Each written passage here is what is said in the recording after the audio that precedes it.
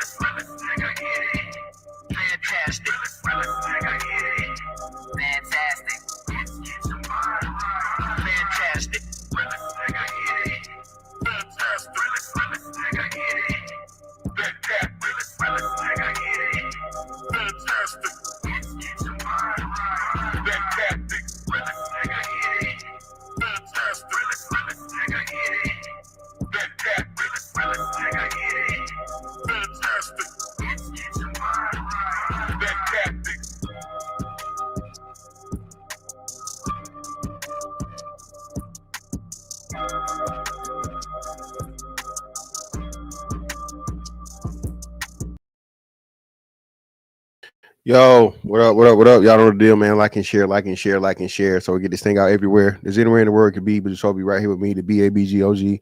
And I appreciate you to pull up on me. What's going on, man? Sorry, everybody in the building. Y'all see what it is? Let's go ahead and get into it. Now, first, let me say this, man. Shout out to Steph Curry. Shout out to Killer Mike. Steph Curry certainly does not deserve this. And even though he's probably never going to see this stuff, this is no disrespect, brother. I understand you're married man, and as a married man, you have to protect your wife and you defend your wife. That's your family, the mother of your children. I understand all these things. But at the same time, brother, there's a lot of lessons to be learned here. Not necessarily for you, of course, you're Steph Curry, but for a lot of young men that are not you. Okay. And if it can happen to you, it can happen to anybody. I think the most important thing out of all these situations, we see these celebrity situations go south, divorce, all these different things. If it can happen to a man amongst men, right? Steph Curry is going to go down as one of the greatest basketball players to ever live. Okay. 1,000 years from now, the name Steph Curry will still be said if the world's still around. Okay. He's that impactful. He's that historic. He's that great of a basketball player, right?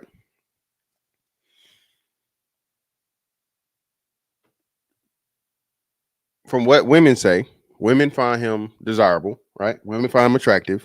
He's tall. He's 6'3". Okay, he's not tall by NBA standards, but he's tall by regular human standards. He's incredibly skillful. He makes what I don't know what his contract is. I think $200 some million or whatever. I have no idea, whatever it is, but rich beyond measures. And to our knowledge, he's a family man. Steph Curry's never been involved in any type of scandals. He never got caught in no DMs like somebody else, you know, like a certain other NBA superstar. He's never had any type of, even claims of infidelity, any of these things, right?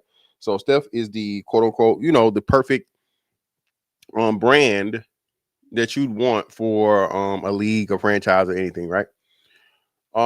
With all of that being said, what do we say? It's still not enough. It's still not enough. What do women always want? More. This woman has what most women would deem the perfect husband, and now she's telling the world that she didn't want him and she didn't want them damn kids.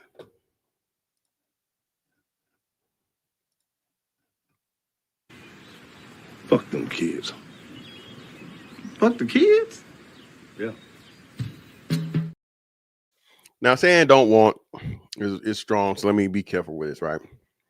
Because again, man, I'm still trying to be respectful to my man Steph, because I like Steph Curry, bro. Steph Curry, when Kobe gave Steph the nod, and he turned out to be exactly who Kobe warned everybody about him being, that I had to respect it and recognize it just off of that blessing, just off of that acknowledgement, right?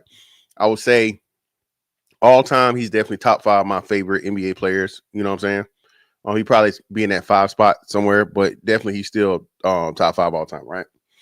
And again, man, like I said, I feel bad for Steph in a sense of, if we remember right, his mother divorced his father, right? His mom divorced his father. That was a whole thing. I want to say, what was it, 3 years ago, 3 or 4 years ago, right? Um, and unfortunately, a lot of these professional athletes, man, once the kids are gone, the kids are grown, the career's over. These women divorce these men because it is lucrative, right? And again, I'm not wishing divorce for Steph, by any means, right? But at the same time, all of these things that this woman is saying, bro, this is what we talk about when a woman says she has a backup plan. These are red flags as to, as soon as I can maneuver my way out of this situation, that's what I'm doing. Okay. I know he finally had his son. I think his son now is like what, 3 or 4, something like that, right? He finally had that boy. So ideally he grows up, gets through college, makes it to the league also, all these different things, so on and so forth. And in the meantime, between time, I mean, she gets to enjoy the lifestyle of being married to Steph Curry. You know, California, anything she could want or need, all these different things, right? So it just remains to be seen. Shout out to a man sport man. Appreciate your brother for the 5.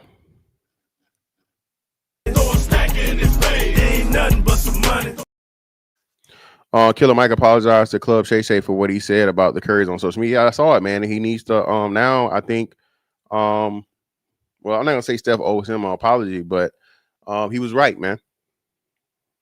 Right, but out of respect, and again, like I said, that's why I want to be respectful, because I have respect for Steph in this situation, right?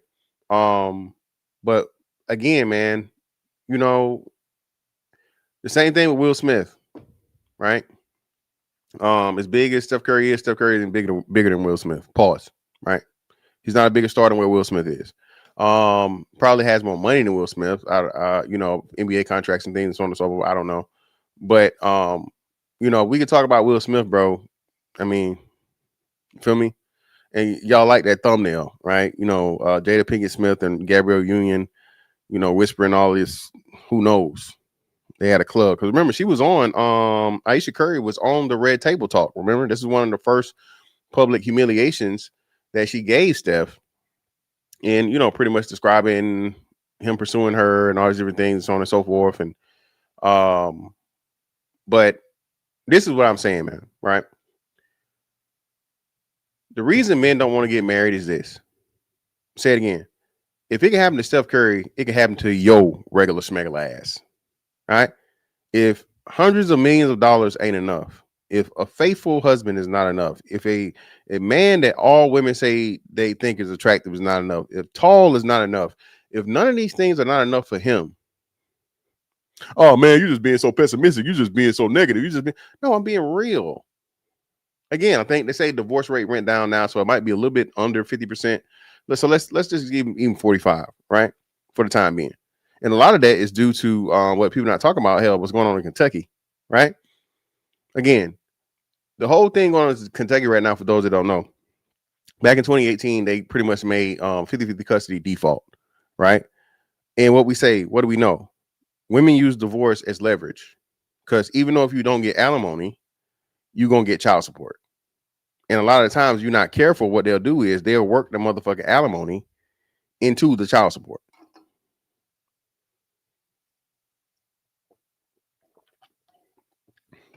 If you're not careful, if you don't know what the hell you're looking at, you don't know, you know what I'm saying, how to work and finagle everything, so on and so forth, they will screw you over, bro. All right. But being that he's in California, we know that's one of the absolute worst states to be in from a divorce, period. But especially a divorce in a being a wealthy individual. Dr. Dre had a prenup.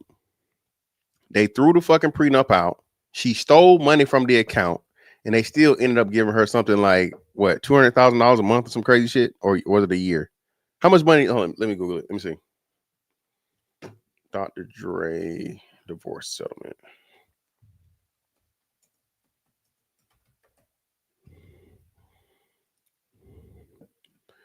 Dr. Dre's divorce settlement. Let me share my screen.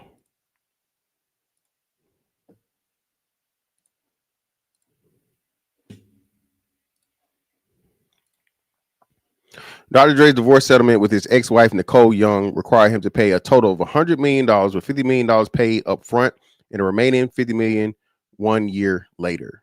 Young also received the couple's collection of jewelry, 4 cars, a Rolls Royce, Range Rover, Escalade, and a Spider motorcycle, and millions of dollars in furs, clothes, and cash from storage lockers. Dre kept the property's intellectual property and all Apple stocks. The settlement concluded their 18-month divorce battle. Remember, Dr. Dre had a prenup.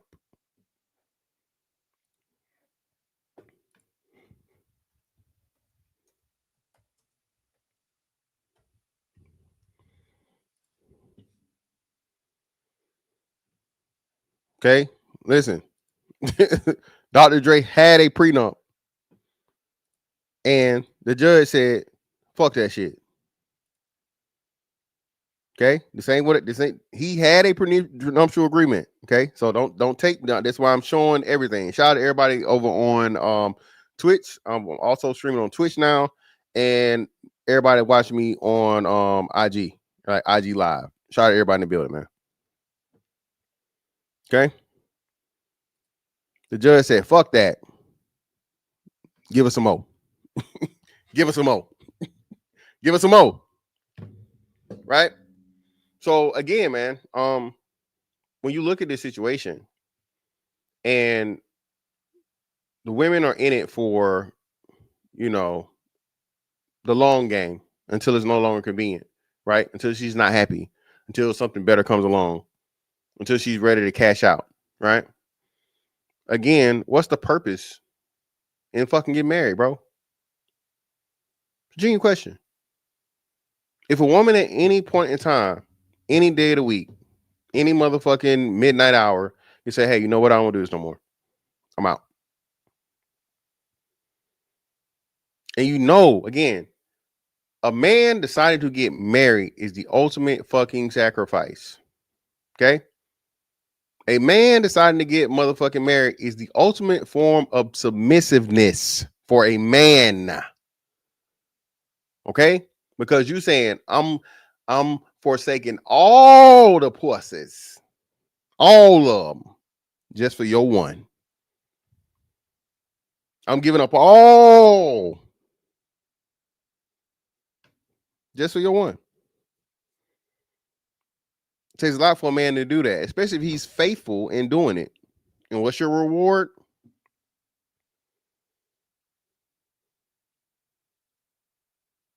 What's your reward? Years of paying for this, paying for that, providing, protecting, being a man, doing everything that a man's supposed to do. And one day she say, "Hey, I don't want to do this no more." We can't get none of that time back. All that money paid is gone. We can't get that back. And more likely than not, if you got kids, she's gonna get child support. If you don't got kids and you're successful, right? She's gonna get a chunk of that. What about the good things in marriage, man? What about a marriage that lasts? Well, yeah, that's a good thing. If marriage lasts, it lasts. But who talks about fucking the driving to work every day? Hey, I made it to work, healthy, fine. There, no accident. No, this is why I say people are so disingenuous with the bullshit, bro.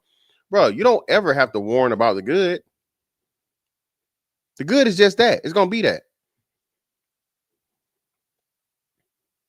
If I sat down in this motherfucking chair I got right here, right? And I'm sitting in this chair, I don't tell you, hey man, I sat down in my chair and everything was fine. If I sit down in this motherfucker and damn near kill myself and this motherfucker break while I'm on the motherfucking on the live, I'm like, man, this motherfucking chair broke, man. Shit. But if you do this with, warning men about fucking the pitfalls of marriage, oh, you're just being negative and pessimistic. And no, man, stop it, bro. Who the fuck warns anybody about the good? Right? But let's get into it, man. This is round. I don't even know. I don't know. Part whatever. No. Well, no. Let's before we get into the thing. So she had the red table talk thing. Remember, women were mad at her because she was like, "Oh, you should keep your body covered up for your husband and your man, and all of this shit and so on and so forth. It's special just for him, not for the world to see." Then what did she do? What did she do, y'all? After telling other women and chastising other women about showing their bodies off, what she do, y'all?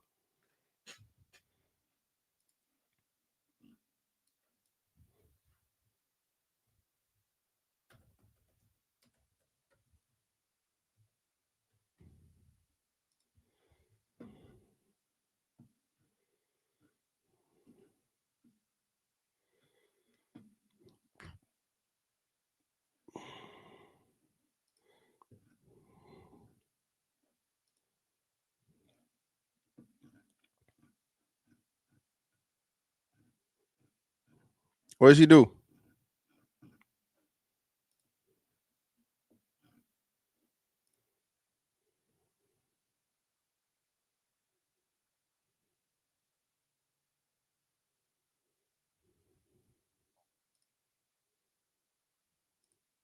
She took she had a I'm trying to find it, but I can't find it. And I don't know if I will be able to show it on YouTube either way. But she took a pretty much a nude photo, right? Where she had her body covered up, right? Of course, all her private parts and things covered up, and she was in a way. But she did a nude photo shoot for a magazine.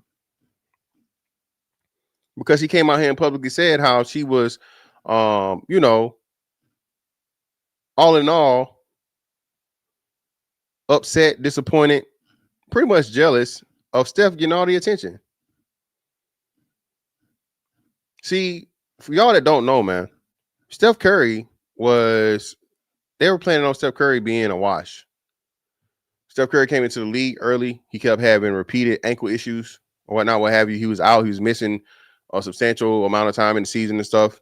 That's why he got such a the Warriors got such a great deal on Steph, because Steph was signing a long-term deal for the cheap because he didn't think he was gonna fucking make it, bro. He couldn't stay healthy. Switch his trainers up, so on and so forth, strengthened his ankles, didn't have any more ankle injuries, and turned into the greatest shooter of all time that we know today. Right?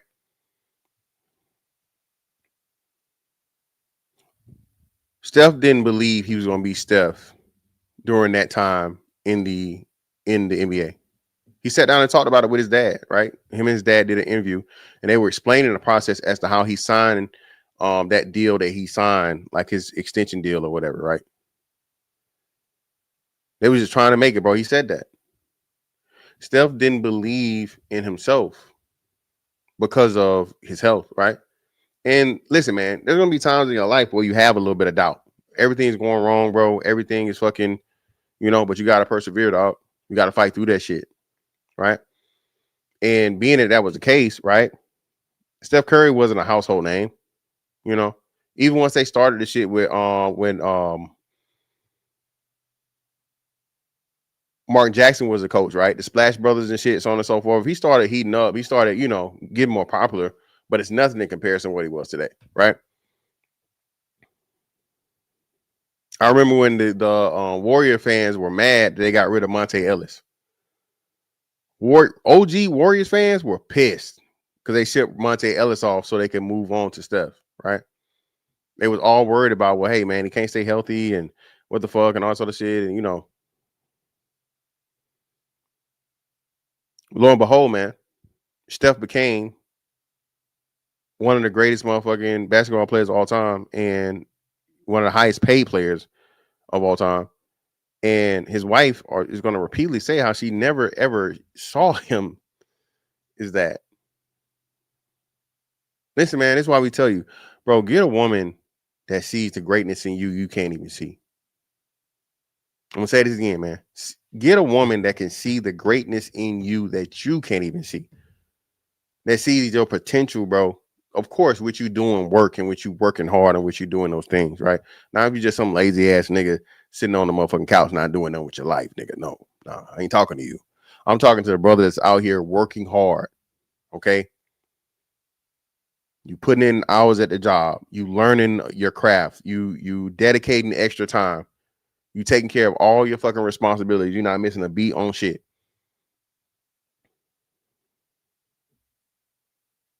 Okay? Get you a woman that sees you for your final form. The repeated message that I have a major issue and problem with Ayesha Curry, man, is that she was never interested.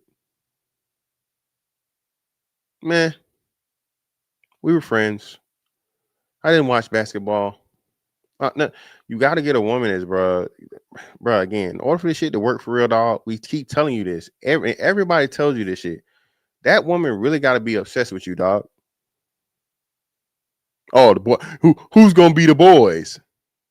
Bitch, I'm gonna be the man, and I need you to motherfucking see me as the man to know this shit gonna motherfucking work. Otherwise, you just here for, you know what I'm saying?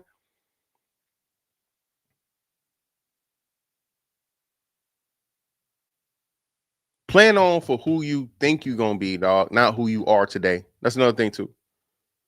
The biggest thing I think, oh, you don't need no prenup. Nigga, you ain't nobody. You work at a factory. You make $50,000 a year.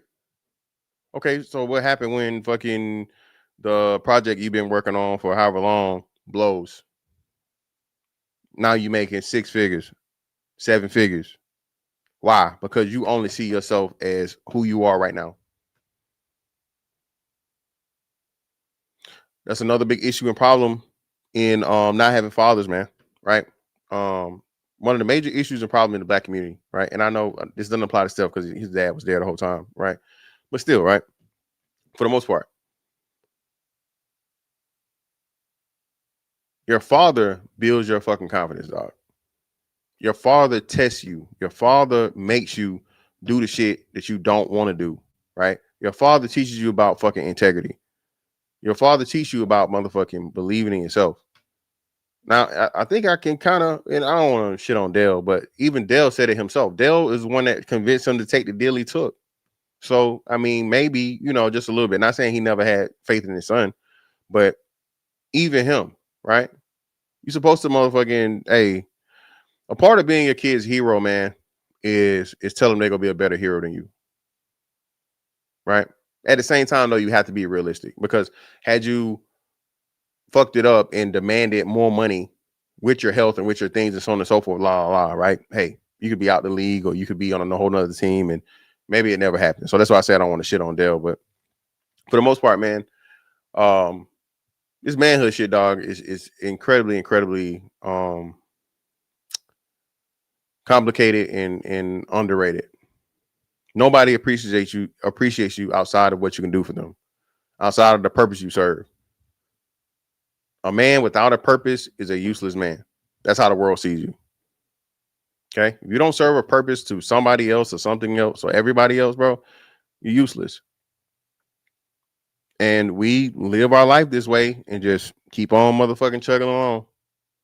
Keep on moving forward. Even when you don't want to do the shit. Right? Even when you're not getting the love, even when you're not getting the appreciation, you still get your ass up and do what the fuck you're supposed to do because you're a fucking man.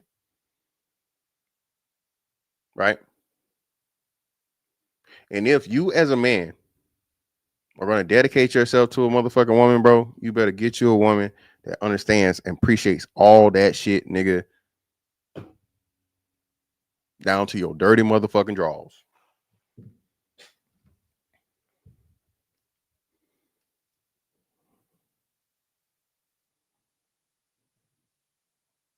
Feel me?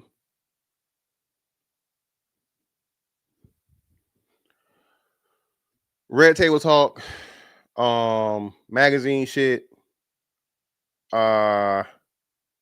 interview about people wanting to see Steph and not her, going on The View, I think it was, and looking crazy for some motherfucking gay ass dancer, some brotherfucker male dancer. This shit. Hold on, man.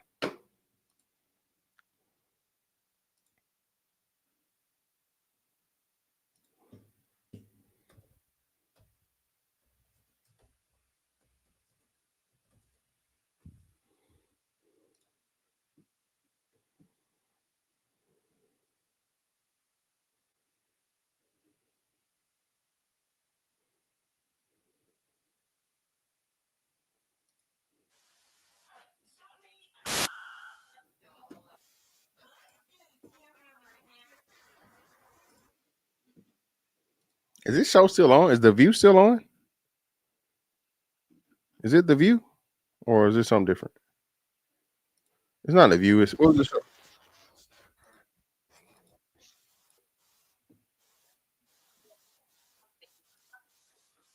Everybody's talking about. Okay, now I'm trying to find it. Where is it? What show was that? The View? What was the show?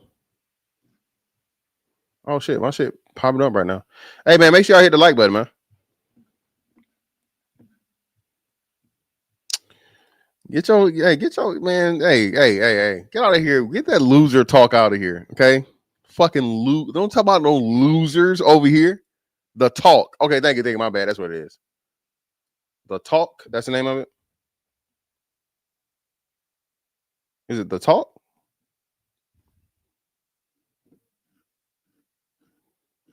What's the name of the damn show, y'all?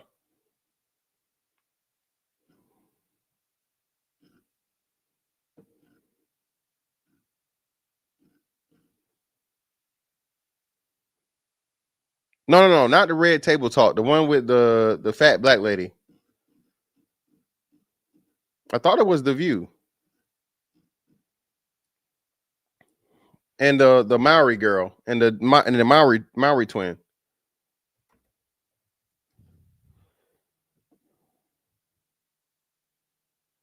The Real.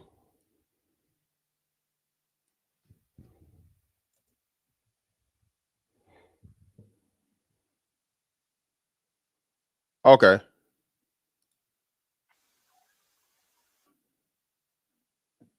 Was that the one where the dude came out, the motherfucking dancer?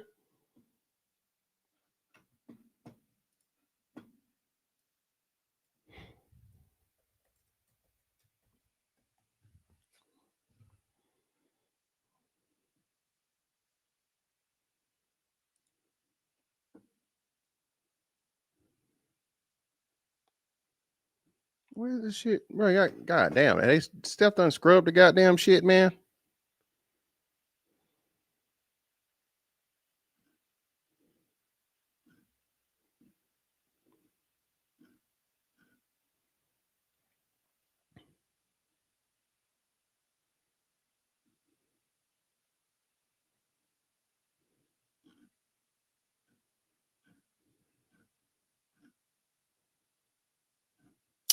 Fuck it, man. I can't find it. But y'all know, anyway, it was some male dancer that came out and she was acting all what's name. She acted like she was gonna take her ring off or some shit, right?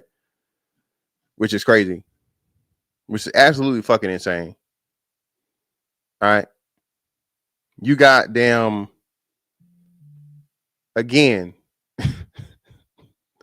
One of the greatest basketball players of all time, and you acting like you finna take your fucking ring off for some motherfucking male dancer. Oh, appreciate you, bro. Shout out to my man, Sporting Man. Appreciate it, brother. That's what I'm talking about, man. Y'all be looking out, man. Y'all be looking out. Hold on, I gotta open another window.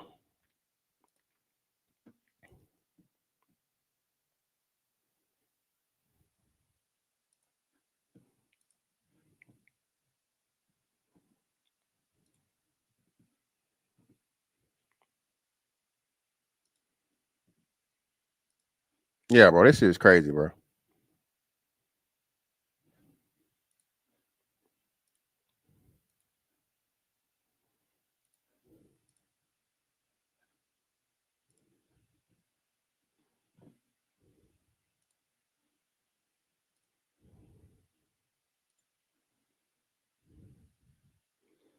Girl chat. No, man, that's what I need. No, I know. Cool. No, I'm gonna show this shit. Ayesha Curry girl chat.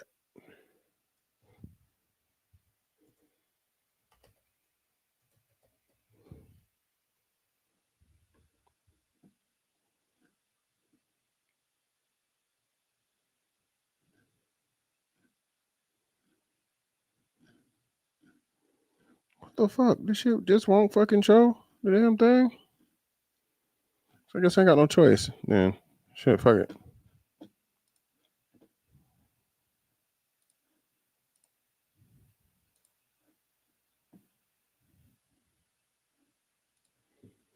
Hit the like button, hit the like button, hit the like button. I really don't want this little white girl's fucking commentary, but it is what it is. Is it girl chat or the chat?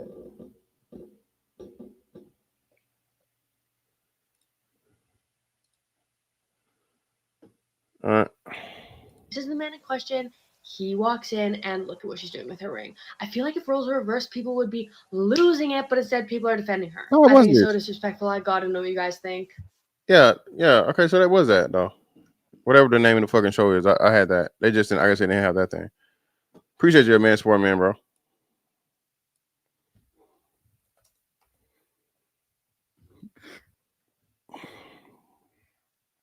Acting like he's finna fucking take your ring off for some random ass nobody male dancer nigga, which is crazy.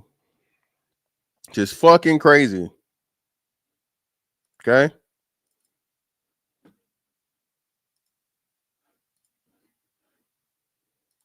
But now I have to pose a question. If Steph did half of the shit that Ayesha Curry did, what would women be saying? Chat participation. What would the women be saying if Steph Curry was publicly talking about, man, you know, I never really wanted to be married and I didn't want these kids.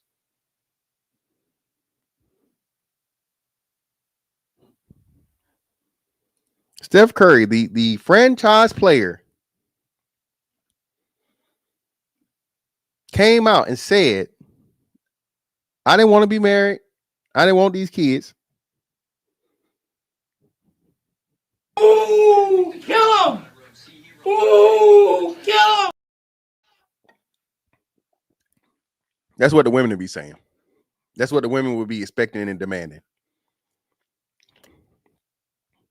Bum ass nigga. He cheating. That's what these niggas do. He ain't shit. But, you know, hey, Ayesha Curry say the shit and everybody's cool. Everybody's fine, right? Everybody's with the shits. Well, let's get to it, man. Let's see what's going on. Fair use, fair use.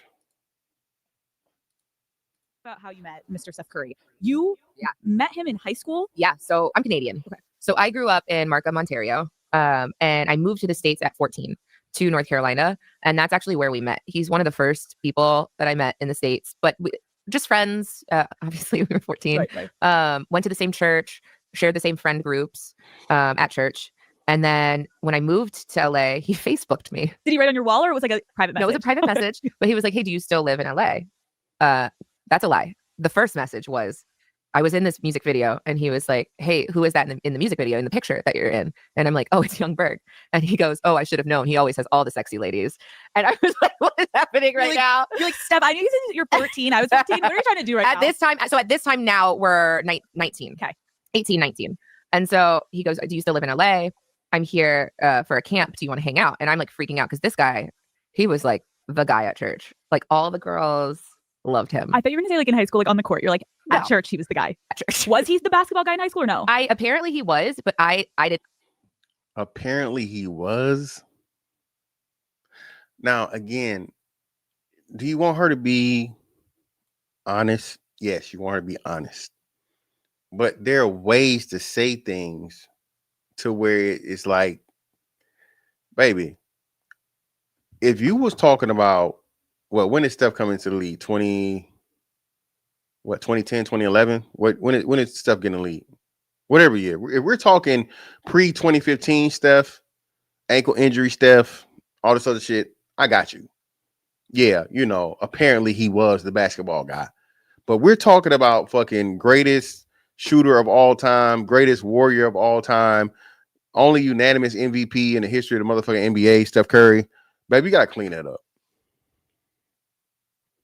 You gotta clean that up, baby. You gotta deliver that a little better. Even though you may not have and truly didn't give a fuck or know what's on and so forth, now for the sake of the image of your husband and who he is now, you gotta make that shit sound better. That's the expectation of men, right? All right.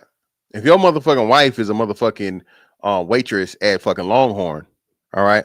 Well, what's your wife do for work? Well, she's a culinary transporter. Okay. Great magnitude. I'd say per week she's probably moving 5,000 units. Yeah, that's probably about right. Last time I checked, yeah. Culinary transport and yeah. This bitch a whole waitress. They expect you to fucking do this extra shit and make your wife look good, even when she's not, right? This woman is married to, again, and it's just, maybe it's me because I'm, hooper, lifetime basketball player. You know what I'm saying? Like, this shit is crazy, bro. This is unfucking believable, dog.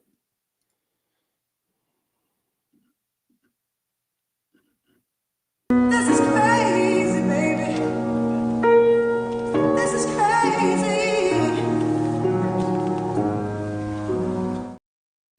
This shit is unbelievable, dog. I genuinely didn't pay attention to that because I grew up in such an arts-driven family that sports outside of like Doug Flutie playing for the Buffalo Bills like it just wasn't a thing in my house. And so he said, so we made plans to hang out, and then I said, where are you staying? And he said, Anaheim. And I was like, I was like, You're like, so you're coming to me because I'm not. At this point, I still have the other jobs, like trying to pay the rent. Gas is expensive. So I was like, I'm sorry, I can't this time, but if you're ever back, let me know and we'll go hang out. And he's like, oh, I'm back in 2 weeks. And I'm like, oh my God. You still in Anaheim? And so, no, this time he was in Hollywood. So he stuck with it. He hit me up 2 weeks later. We hung out and we've literally been together since that day. Okay, hold on. You go and you hang out with him. Mhm. What is your headspace? Are you seeing him in like a, could this be something kind of way? Or are you like, no? No, and this was like my first real date. So I was just nervous. I was nervous. It was like years of having a crush. And then years, like I just never thought that he would like someone like me. I just didn't think it was going to be a thing. I You thought weren't we a would friend be group. friends. Yeah. Did you ever have Now, again, she changed that up because now she's saying she had a crush on him. Kudos to her for saying that. Before, she just made it seem like this nigga was just Steve Urkel with a basketball. Okay? So at least she improved on that. anything in high school at all, or it was legit just friends? No, just friends. Just friends. Yeah. I get what you're saying. Like you never saw him as something, but I'm Yeah. like, when you look back, is there any memory that you're like, maybe there was something or No, never. I had a That's all bad, man. That's all bad. Again, you want the honesty. But fellas, if that woman never ever saw you as a possible person to be in a relationship with, dog, that shit's never gonna change. More likely than not. Again, the exception is not the rule. Is it one? Can a woman learn to love you or grow to love you? Yeah. But I think that was for generations before us when women didn't have the access and the options they have to today. Okay. But all the access and options they motherfucking have today, nah, bro. They're learning to love you, bro. It's not gonna work, dog. That shit is not going in 2025 and beyond. Okay. If she never saw you as something, bro, she never fucking looked at you and and wondered and smiled and thought of you in a romantic way. And this is why again, man, I'm not wishing it by any means, what I'm saying, any way, shape, form, or fashion, but it's damn near inevitable, dog. Everything she's saying is the shit we tell men about.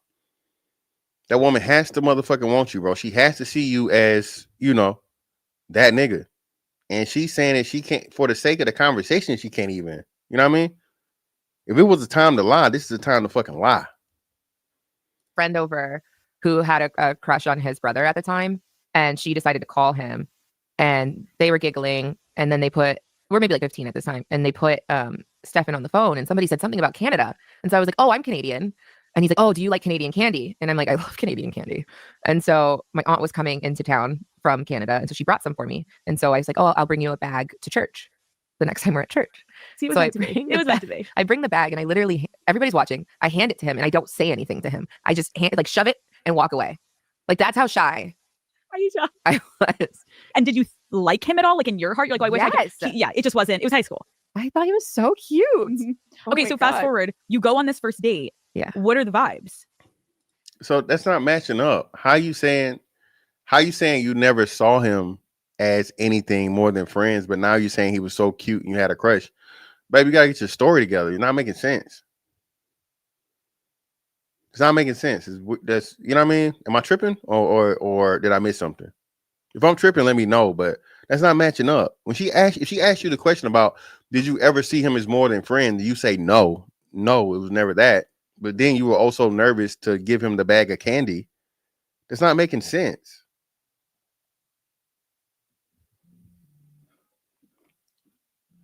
Convergence, dude. She was in love with the guy. She just thought he was out of her league, brother. Well, that don't make the story don't add up, fam. It don't sound right.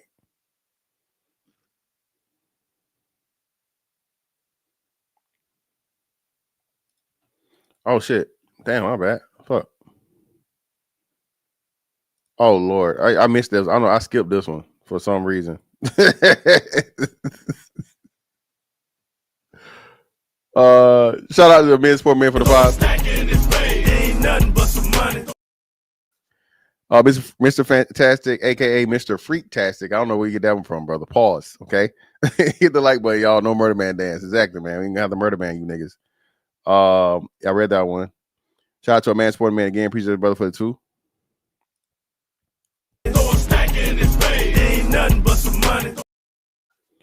And the man get likes. Yeah, hit the like button, people. What the hell y'all got going on, man? This ain't no motherfucking discount. This ain't no Salvation Army. Appreciate the brother for another 5.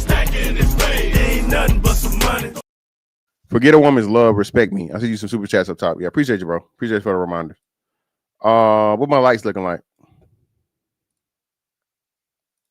Shit, my lights looking like.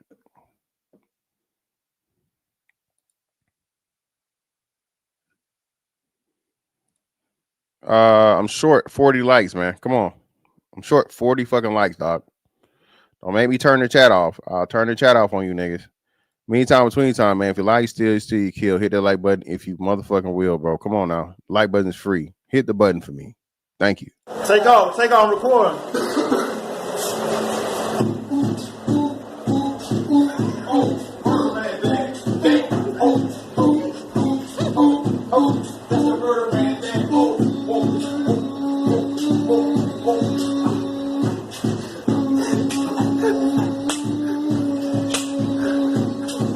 Real more shit, man.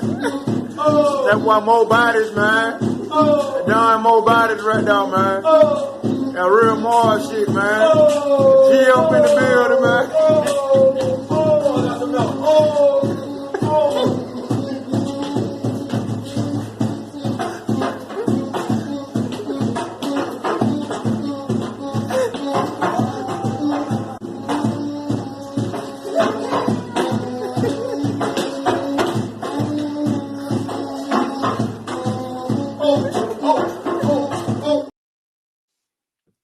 Hit the like button, people. It was one of the best days of my life. Honestly, it was so innocent and young, and like I wish I could relive that, or at least watch it from like a bird's eye view. It was so cute. We did Hollywood Boulevard, put our hands in the Maryland hands and like got chai lattes. We went over to the Grove and like walked around and they were filming some. My bad. Shout out to my man Donovan Wood, A1 Day One in the building, man, for the 5 on the cash out. Greatly appreciate you, brother.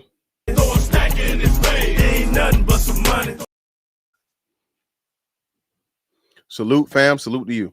Eddie Murphy movie that we like. I don't think it ever ended up coming out. And just had checking cop cars to see if they had donuts. Like just like real young love. I don't know.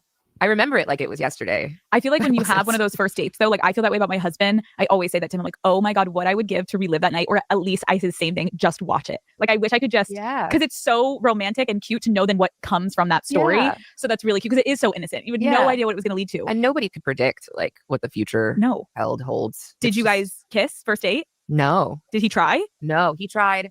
So shortly after that, I got a really bad bout of laryngitis. Stop. This is so random. And my throat was so swollen. It was like, and I panicked and I was like, Mom, Dad, I want to come home. And so I went home and he was like, I'm home. And so you're laid up with laryngitis. I got a little bit better. And then we like continued dating from there, obviously. And like, I want to say it was maybe like the 4th date. He came like, I was mid-sentence and he like came flying at my face. And I turned to the side. I'm still nervous at this point. Like it's like butterflies. And he's like, oh. And I just look at him and I'm like, I didn't know that's what we were doing. Like, I didn't know you liked me like that. And he was like, yeah, I've just been coming over to your house for the past 2 weeks to play video games with your brothers. I was like, you're like, oh, try again. Wait, one more time. Wait, and so did he try again? Yes. Oh, okay, so you did. Okay, cute. I'm like, this poor man gets rejected. No, it's fine. It was like a split second. But it's cute too, because like in that moment, you're still the girl with the candy, like handing it to him and running away. And meanwhile, he's like, I like you. Can you sit there and like accept it for a second? Yeah. That's really, really cute. Okay, so when you're living in LA, you guys reconnect. He didn't live in LA at the time, right? No. So this is like a light long distance situation. It's a light long distance. Yeah. He still had a year of college left. So it was pretty long distance. When you were in that beginning stage, did you have interest in a long distance? Like, how did you think it was even going to work? Ironically, I don't even think I was thinking of how it could work. We were just going through the motions, really. And it seemed like the people around us too, like our families, were into it. And so they were like a really good support system through it. I don't know. It sucked now that I'm thinking about it. I remember I drove back to LA after he started his junior year of college and the season had started for him, but I had to go back for something. I don't remember what it was for. And at the time you could get like his college games on the radio. And so and it was a big game. And so I'm like listening, sobbing, like, I'm not there to support. You're literally driving home like a classic girl looking out the window, like so sad. You're like, fuck my life. Yeah. Oh my God. But then it obviously ended up working out. Tell me about the moment that he gets drafted to the Golden State Warriors. Because now he's coming full-time West Coast. Yeah. So he had like a big decision to make because he had a year left. He had a senior year left. So it was like, do I stay? Do I go? And like, I think what a lot of people don't know is he really thought about it. Like it was like a torment for him. He called me like crying behind a tree. Like, I don't know what to do. And I'll stand like 10 toes down on this. Like, it's not a secret. I was like, stay in school.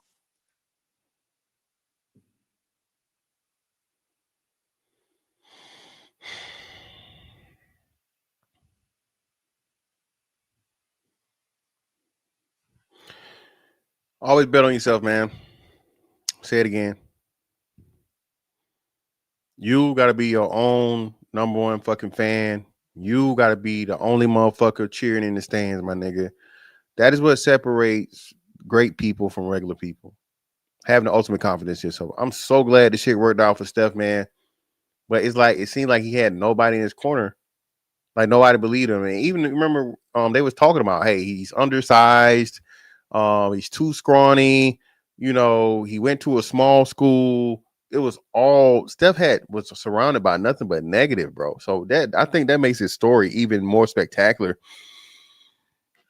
when you look at what he became, because everybody was just, you know, Jesus Christ. All right. Of course, man, you know, that's what you putting in all the work, man, what you doing, everything you did. And clearly, you know, you gotta believe in yourself, man. Now, again, that a lot of the lack of masculinity isn't the physical aspect of it. It's a mentality. All this participation trophy shit, you know, everybody's a winner. No. This is why you have to motherfucking embed true competition and high fucking standards and grueling fucking hard work early. Ain't shit in this life easy, man. All right?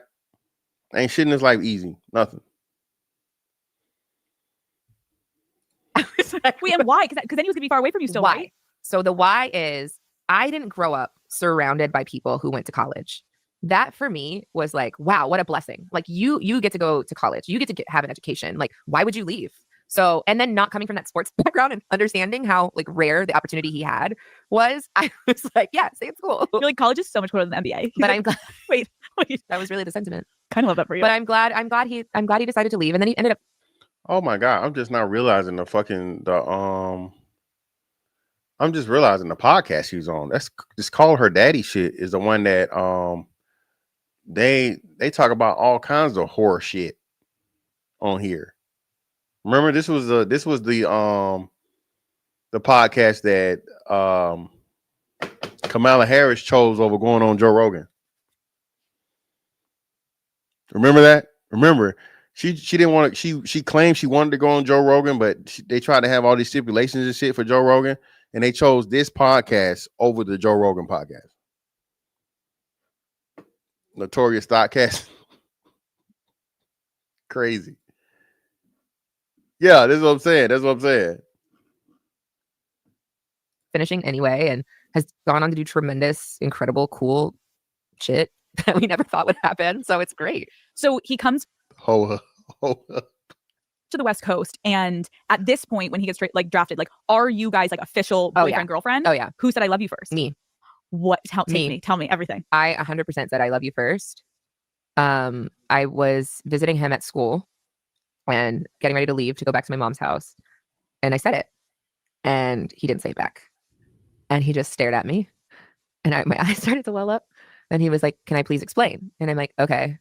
And he's Okay. I immediately now know what you're like in those moments. Of relationships. You literally go stone cold. It's like, okay, let me know. He's like, I said I said I love you to somebody in the past, and I didn't mean it.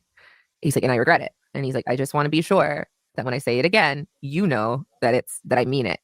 And in the moment, I was like, bullshit. But now, obviously, I realized he was serious. And a month later, we're sitting watching 7 Pounds. And when they say like the human heart, 7 pounds, he literally, my whole family's in the room, by the way, sitting watching this movie. He leans over in my ear and he's like, I love you. And I'm like happy, but I'm also like, what? Like, what are you doing? Sitting next to my uncle. What are you doing? What's happening? Not Steph in that moment thinking like this is gonna be so romantic, and you're literally like, I mean, if he's gonna do one thing, he's gonna make it memorable. So then did you just not talk the rest of the fucking movie? I had to get up and take a lap. Yeah. Did he follow you? No. And then after the movie was over, we like went in my uncle's elevator and we're like making out in there. It was great. That's what needed to happen. Picturing him whispering that to you, and you just like so probably like, you're like, Uncle Jerry, just close your ears. What? I do have an Uncle Jerry. It wasn't Uncle Jerry. Which uncle was it? My Uncle Carl. Uncle Carl. Yes. Jerry and Carl. Good names for uncles, right? Okay. Classic. You end up moving to the Bay Area. Yes. With Steph. Talk to me about, for you, what went into that decision. It was exciting. I think initially when they married, we found out we were pregnant with our daughter so quickly. You guys as a couple. Now let's talk about you as an individual though, because you had this dream. And did you feel like in moving with him, kicking each other under the table because nobody really knew where that was? But then the next morning we got on the plane to fly out to the Bay and have never looked back. And the vibes in the Bay are high. Yes. Oh. It's so good. Everybody's so creative. The culture is like rich. Pausing on you guys as a couple. Now let's talk about you as an individual though, because you had this dream. And did you feel like in moving with him, did you feel like you had to pick between your career and your relationship at that point? Yes. To an extent. That was never presented in front of me that way. It just kind of had to be that way. And because after we got married, we found out we were pregnant with our daughter so quickly, I didn't even have time to think about what I wanted anymore. It's so interesting. I spent my entire life like trying to work towards something, and then it kind of just disappeared, and I didn't think twice about it. But after my daughter turned 1, I remember there being a shift and being like, I have goals for myself. Like this.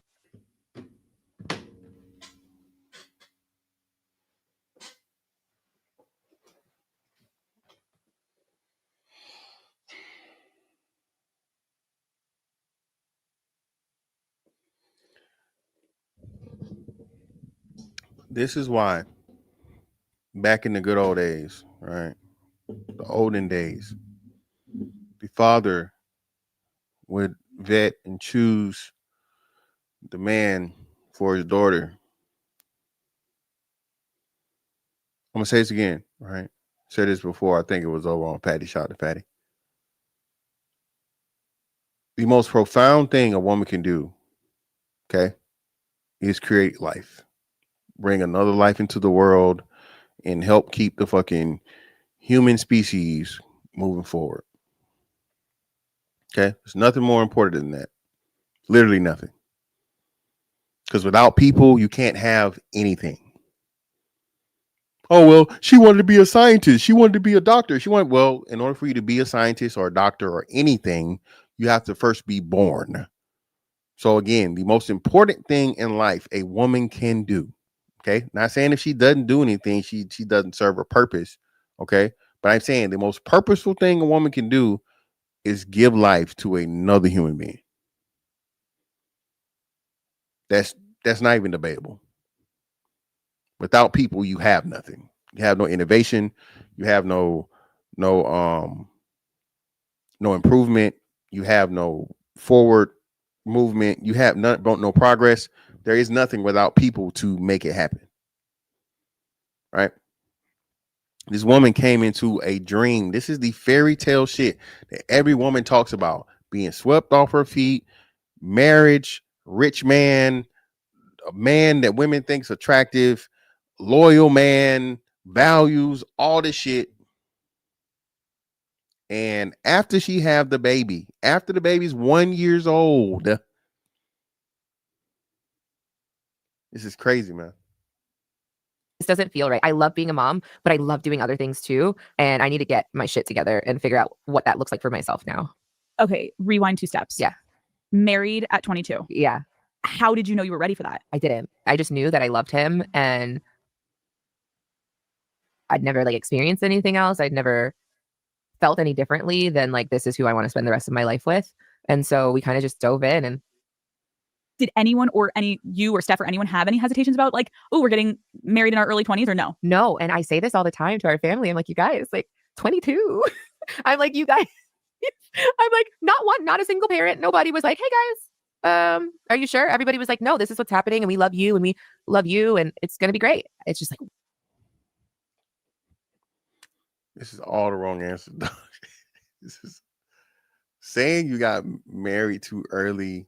And again, the ideal marriage that any woman would want. Okay. You're currently married in that situation. The marriage is working, successful. You guys don't have any type of scandal. You don't have any type of thing to where Steph has been, anything other than the ideal husband. And you're saying that you got married too early. This is crazy, bro. This is, am I wilding? Am I just let me, if I'm wilding, bro, put 1 for yes, 2 for no. Am I wilding? Am I just, looking at this and being too pessimistic and too over? Because bro, no way, dog. Exactly. Listen, oh my God, we ain't even finna talk about her.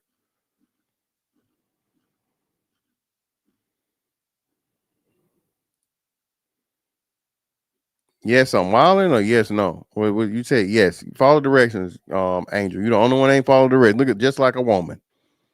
1 or 2 now. Not no yes.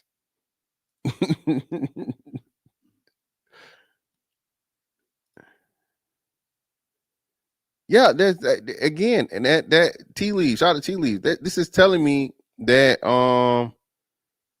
she truly, you know what I mean? And it gives credence to what the girl was saying, is the girl that made the video about the whole phase, man. Listen, believe it or not, dog. If that woman don't have that motherfucking whole phase, bro, she's always gonna wonder what they call that shit, FOMO. She always gonna have that lingering FOMO, bro. Because what? More likely than not, and this is why they say, hey, if a woman is married, she needs to have married friends. If a woman is married, bro, she needs to be around married women. Because her friends out here motherfucking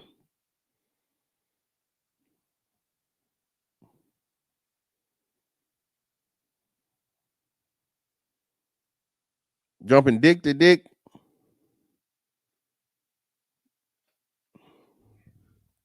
wow. Like when I Totally. really look at it. Well, and again, because there are so many people that may watch this that are like, oh, 22 for them, whether it's because like they watched their parents get married young or whatever, it was normal. But you in the beginning of this interview started by being like, girl, I didn't even think I wanted to get married. Yes, exactly. So it is a big deal that at 22, Yeah. It's a mixture of that and a mixture of like, there are levels to 22. Like there's different styles of 22-year-olds, but I was like the naive, like very young, unpolished, 22-year-old. Like I didn't have very much life experience. And so it's just interesting. It is, but it's, again, I think like why I was excited to talk to you is because as women, there's just like so many things that happen in our life that we want to plan for. Yeah. And then obviously life just doesn't go as planned. And to hear you at a young age getting married. Yeah, that's everybody's life though. I would say everybody that lives their life to their plan, to their childhood dream, or even early adulthood dream or idea, bro, might be 10%. What would y'all say? I would say maybe 10% of people end up doing what they really want to do in life, bro. Maybe 10%. And I think I'm probably over exaggerating the number by a little bit. But maybe 10% of people end up with, you know, their ideal or perfect life they think they were going to have.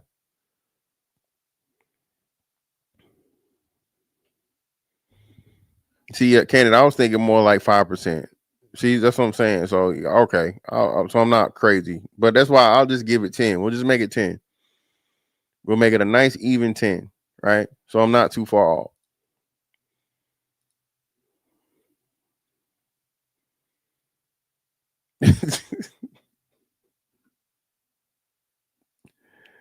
I wonder what information we don't have. No relationship is perfect or without turbulence. I wouldn't say you're wilding, but I have questions. I definitely would have to hear from Steph. She's abstract.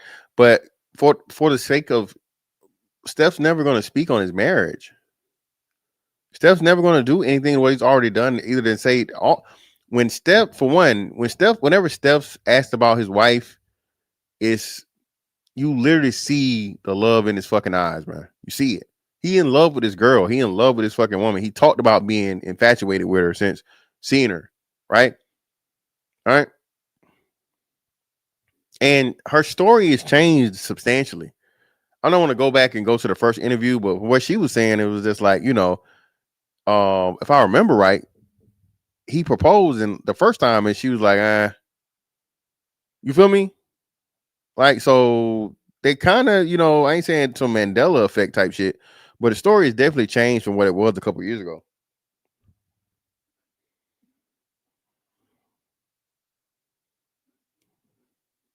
I think like, and knowing it was such a success, but it doesn't mean the whole ride was easy. Like that's what I'm excited to get into. Yeah. So like a few months after getting married, you said you 3 months. Okay. What was going through your head when you found out that news? I was confused because How are you confused? Because my OB said expected to take up to a year. And so I'm like, oh, in my head, I heard at least a year.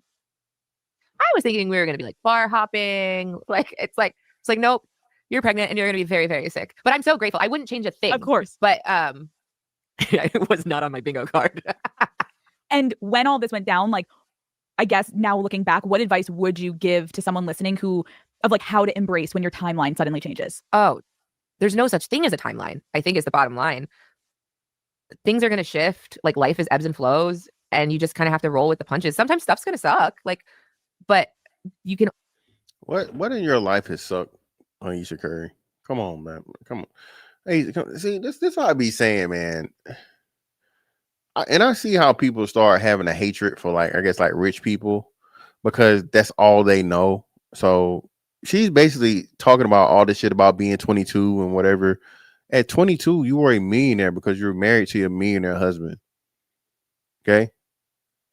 Your life was forever changed. You would do 1%.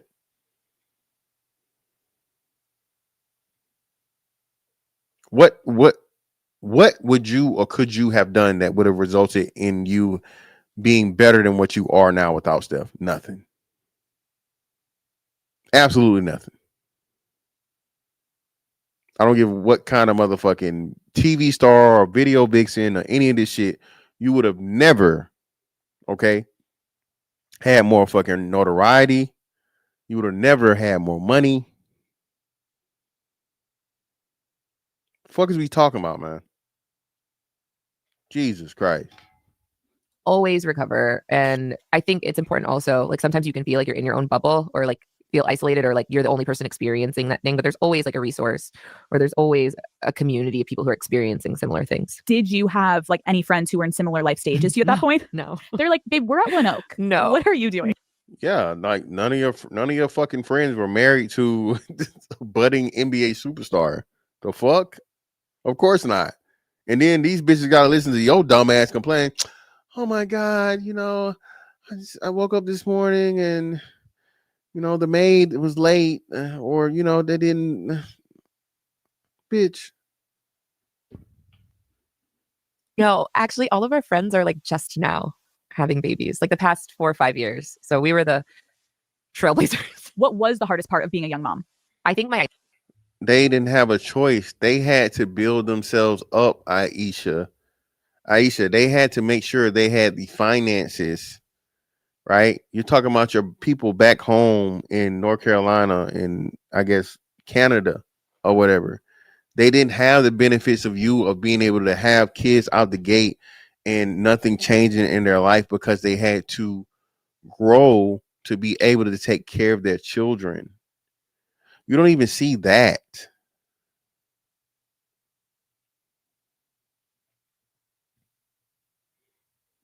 identity. So because I have such an entrepreneurial spirit, not being able to call the shots all the time for myself was freaking weird.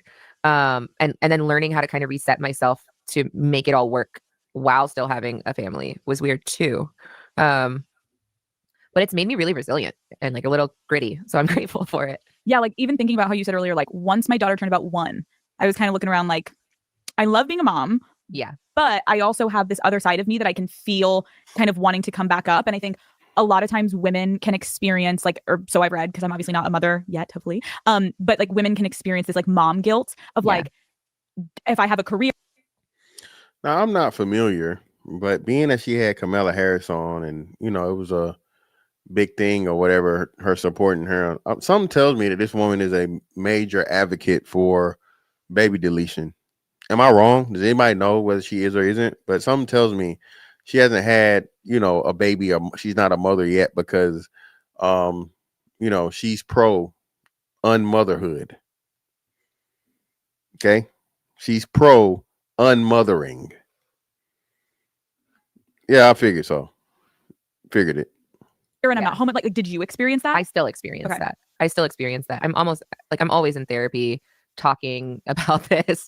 But what I realized is like, if you lose, like for me being married and like with my husband, if you lose all of those things that were interesting about you, even for yourself, like even the things that made me feel confident and cool, then what are you doing? And so for me, it's always been important. I mean, I'm a little ADHD. So like I have 1,000,005 ideas. I have 1,000,000 interests. I'm very creative. And your husband literally funded any and everything you ever wanted to do. Ayesha, you had a cooking channel or a cooking show for some time. I think you've written a book. Any and everything that you wanted to do, your husband supported you publicly and funded it. So anything you wanted to do, your creativity, your entrepreneurship, and all this shit, you've done it, or you had the capabilities of doing it. What are we talking about here?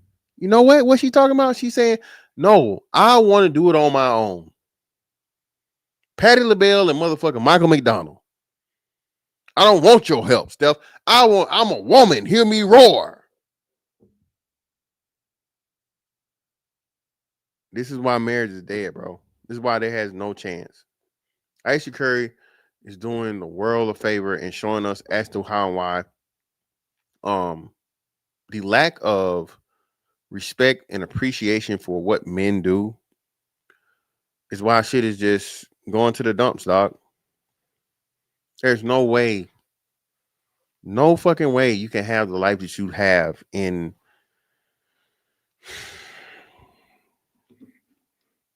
I like to explore those sides of me. And I think it keeps me who I am to like my family and the people that I love, but it also allows me to have a certain level of confidence that I don't think I would have otherwise. Right. It's like you grew up, like we've talked about, like having this thing that you were so passionate about. Yeah. And to lose that creative side of yourself would just mean that you're almost like doing a disservice to yourself. And then therefore to your kids and to your husband, to your relationships. Like that's who you are. Yeah. And you don't have to be, as women, we're always told, like, or at least it feels like people just try to have us be one dimensional and you can do more. Not that it's easy. No. But it's an option. It's an option. Like I say all the time, I'm like, when men do it, they're like, oh my God, you're so multifaceted. Wow. So like, talented. What a renaissance man. And I'm like, why can't women do the same thing? Like, what is giving you the ick so bad that you feel like I can't do these separate things, be good at them, or at least try to? Like, what is the problem? It is really frustrating. And then I think, thankfully, I feel like there's just been an uptick of people being like, you know what? I don't care anymore. I'm just going to do it. Even if it pisses all of you off so much and it makes you uncomfortable to see a woman succeeding, deal with that. This woman empowerment shit, man, is why everything is falling apart. Women trying to prove that they can do shit without men and in spite of men is why everything is going to shit.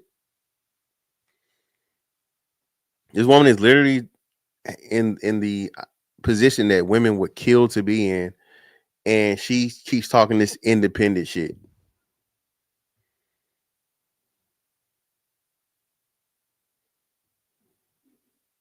On your own side, because I'm going to keep fucking pushing. Daddy Gang, hi, it's me. Call Her Daddy is brought to you by Shopify on top of all of the right there. And instead of just scrolling social, make it happen. That is Shopify. How did being in the spotlight impact your relationship in the early days? Because you guys didn't know how to handle it.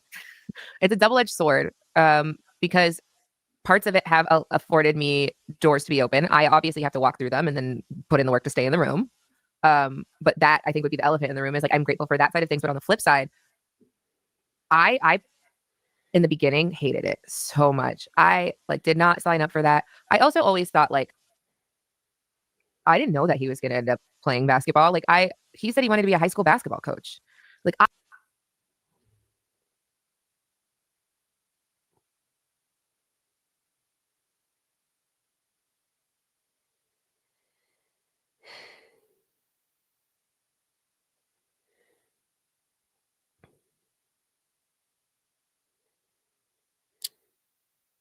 They got married after he was in the league, right?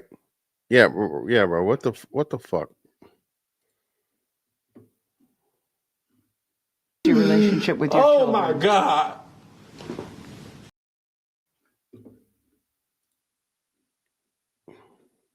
T.O., bro, that's exactly what it is. Again, she used to being a pretty girl. She was in doing the music video shit. I think she was on some TV show or whatever. She was pretty privileged. She's always the main attraction. She's always the star. Steph was infatuated with her. That's the story she told in the beginning. Then the shit flipped. Now she sees this man that worships her, that thinks she's the best thing, that she can do no fucking wrong, getting all the fucking attention. And she's like, how are you worshiping this nigga that worships me? You should be worshiping me because he worships me. How dare you? Bow at my feet, peasants. This is man. You gotta. This shit is wild, dog.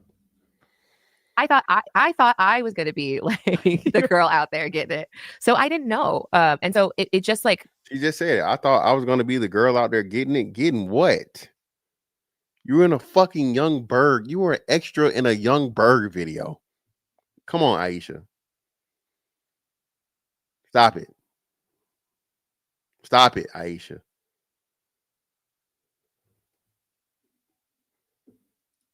it was weird. And sports fans are so different than like maybe entertainment world fans, and oftentimes it's like very ruthless. And so I think I wasn't expecting that either.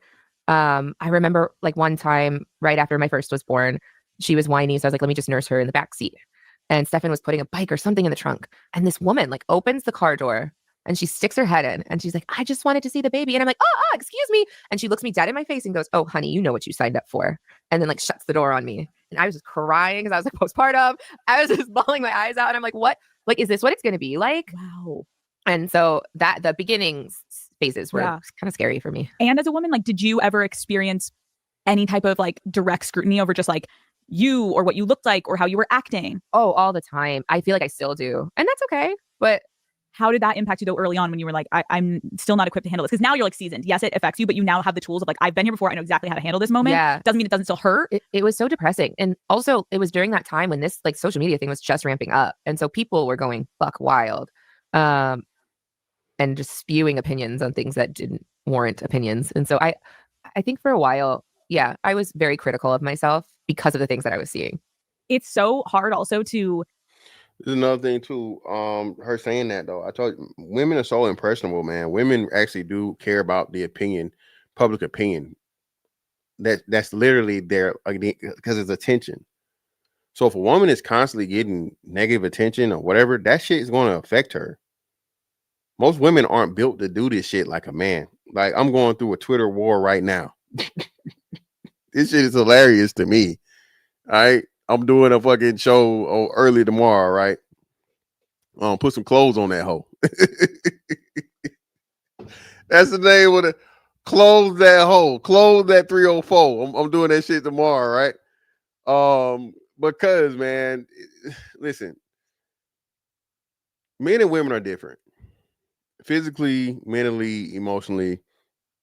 There are very few women that can motherfucking take the criticism, take the ridicule, take the jokes, take the disrespect, take the harsh words, the cursing outs, all this shit like a man can take, bro. Very, very few and far between. Okay, and even the ones that can motherfucking hold up in public, when her ass get home in private, she probably bawling her motherfucking eyes out and popping all kinds of antidepressants. A woman is just not built to be that way, dog. It's just not. Okay. And I don't mean she's a it. I'm saying like the situation. It's not built for a woman to be able to withstand the the ridicule and the shit that men do. It's just not. Be the woman in a situation where you're like, men just don't get as much scrutiny. Like they can maybe tell him like your fucking shot sucked tonight, but like the looks and all of that is just like not a factor of conversation as much. No. Did you talk to Steph about it? Like, or did you kind of keep it within yourself so it didn't? I do not have a bone in my body that can keep anything to myself. So if it comes to mind, it's coming out. And he's so gracious. Like a play how? What would the play be? I don't understand what the play would be here. But what play are you referring to?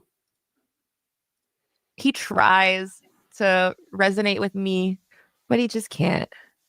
And he also comes from a place of like, it's effing stupid. Like, it's not true. So why? And I'm like, but wait, like, listen to how it makes me feel. And he's like, yeah, exactly. Hold on. But why does it make you feel like that? It's not. Thank you. Shout out to Steph, man. Listen, bro, men don't give a fuck. I'm Steph Curry, motherfucker. This dumbass nigga commenting on this shit couldn't make his motherfucking middle school basketball team. And he's talking about how much I suck. What are we talking about here? What are we doing? Ayesha, do you not know who the fuck I am? Do you know who you're talking to? All right. That's why I ignore it. And a woman can't even accept that when a man tells her, hey man, ignore that shit, man. That's a troll. That's a nobody ass nigga or a stupid ass bitch that's got an opinion that don't fucking matter. Okay.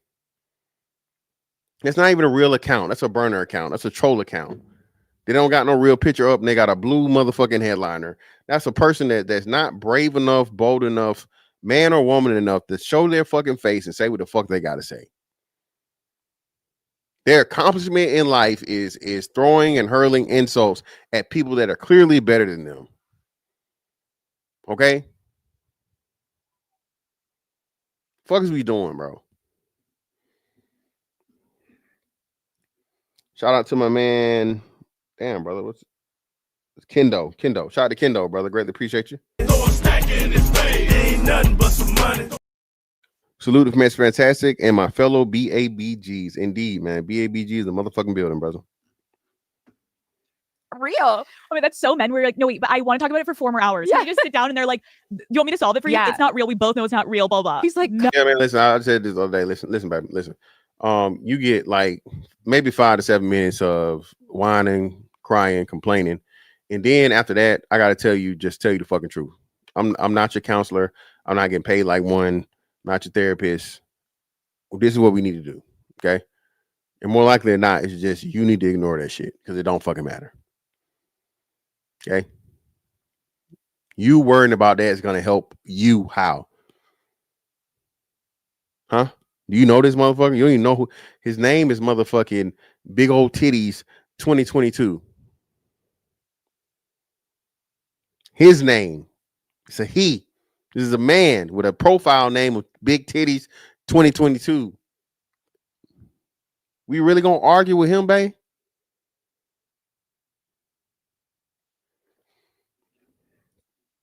Shout out to my man CMC's technique is class. Appreciate you, brother. For the 5.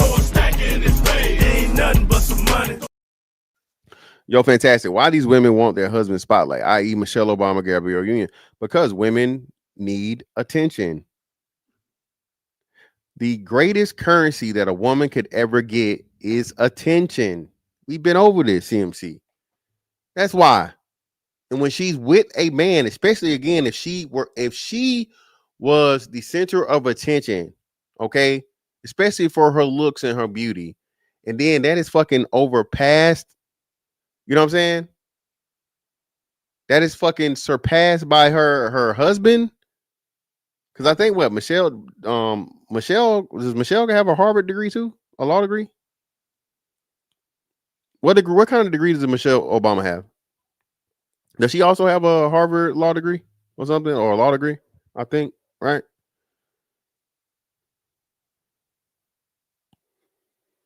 Either way, you get the picture, right? Women, and it really is a dynamic of this man pursuing her. So in her mind, it's a superiority thing. That's why I say the greatest form of submission that a man can do for a woman is marriage. He's forsaking all of the women for the one.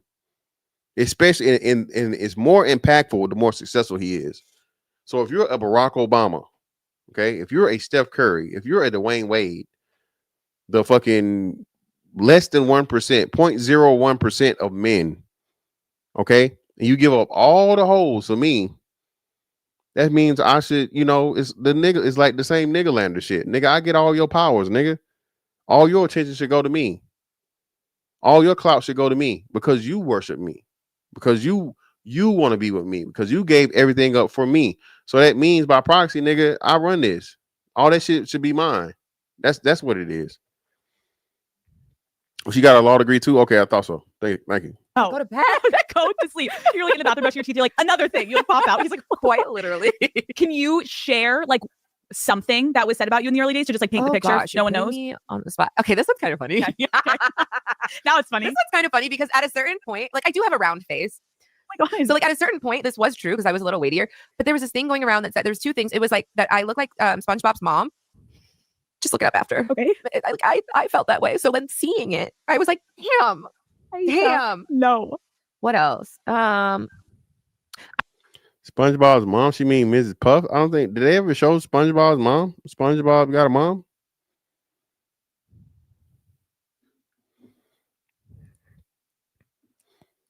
Princeton, a Bachelor of Arts in Sociology, and Harvard Law School degree. Okay, appreciate you, bro. Yeah, that's what I thought. I thought she had a law degree also.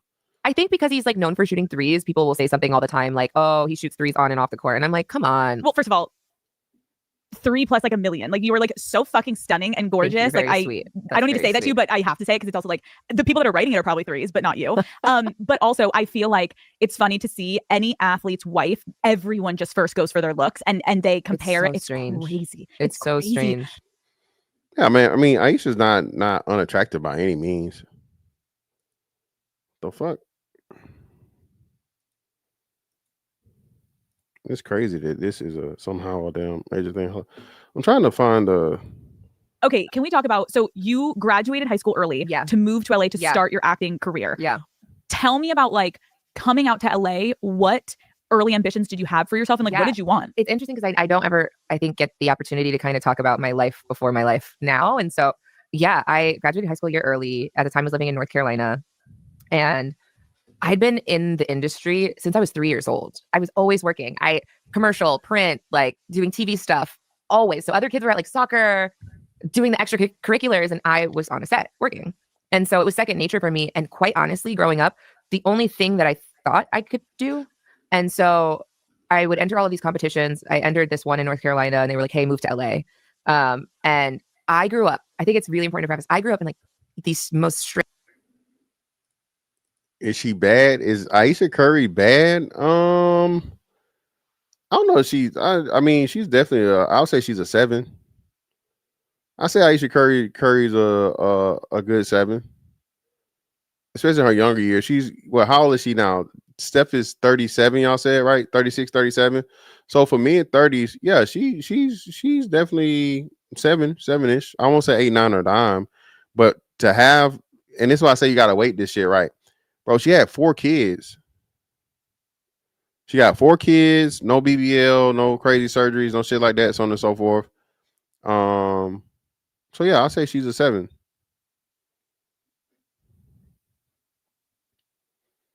Nah, that's more than a 5, bro. You niggas be, bro.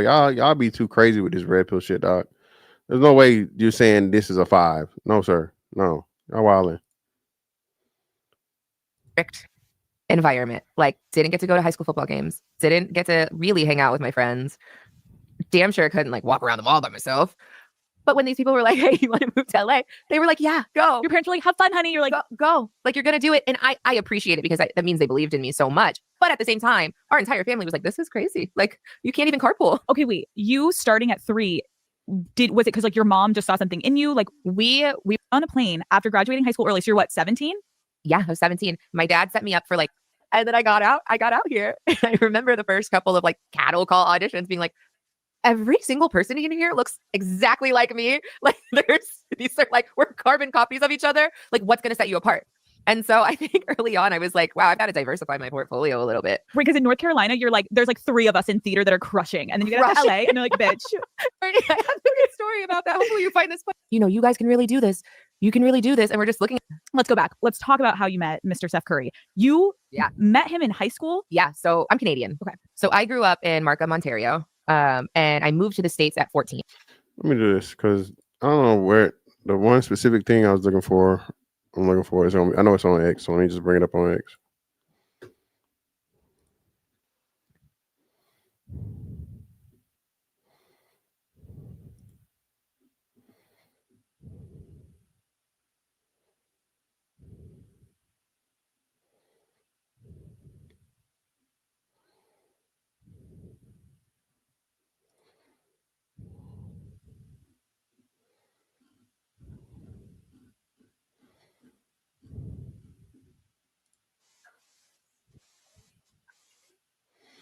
Here we go.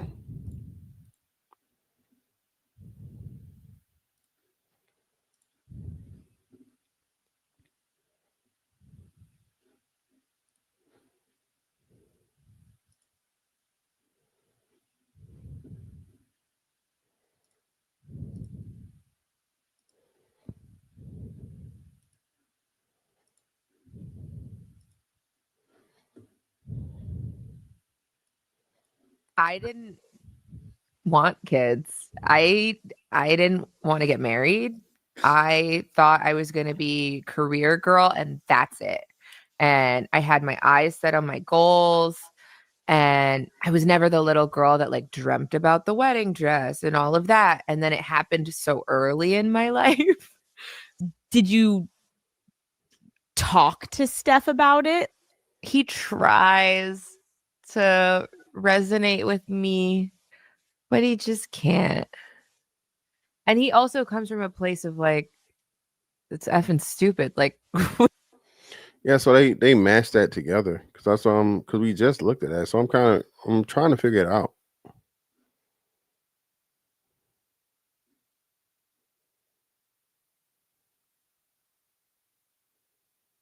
I'm trying to figure this out. Is this hopefully it's not AI? No way. Let's see some shit real quick.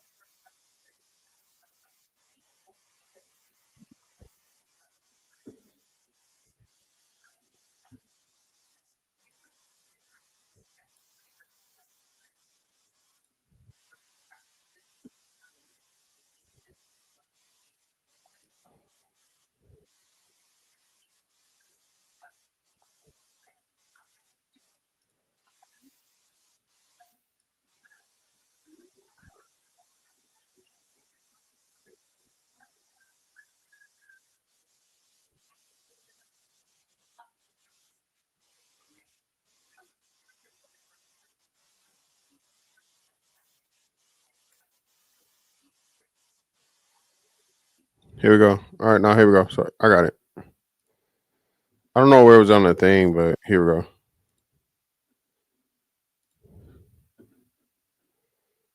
No. So I didn't want kids. I didn't want to get married. I thought I was going to be career girl and that's it. And I had my eyes set on my goals. And I was never the little girl that like dreamt about the wedding dress and all of that. And then it happened so early in my life. So it's like, it's one of those things like you don't know what you actually don't know what you want. Well, it's so interesting you say that because I want to talk a lot about that today because I relate to you in that way. So there it goes. I just want to make sure it wasn't no AI shit or weird. Okay, so this is the actual within the video. You can see that we was really watching, right? So she actually said that. Just wanted to confirm it. And it's just sad, man. You know, again, the question I asked on the short video I posted was, could Steph come out here and say that and be, you know what I mean, be good, be cool? No way. No way Steph would come out here and say, well, I didn't want to be a husband and I didn't want these damn kids. Right. And I'm saying it how people would take it, no matter how polite he said it, and no matter how professional he tried to couch it, it would be nothing other than the only thing they hear Steph saying, okay, I didn't want to be a father. I didn't want kids. Fuck them kids. Fuck the kids? Yeah. That's the only thing they would have heard, man. Only thing.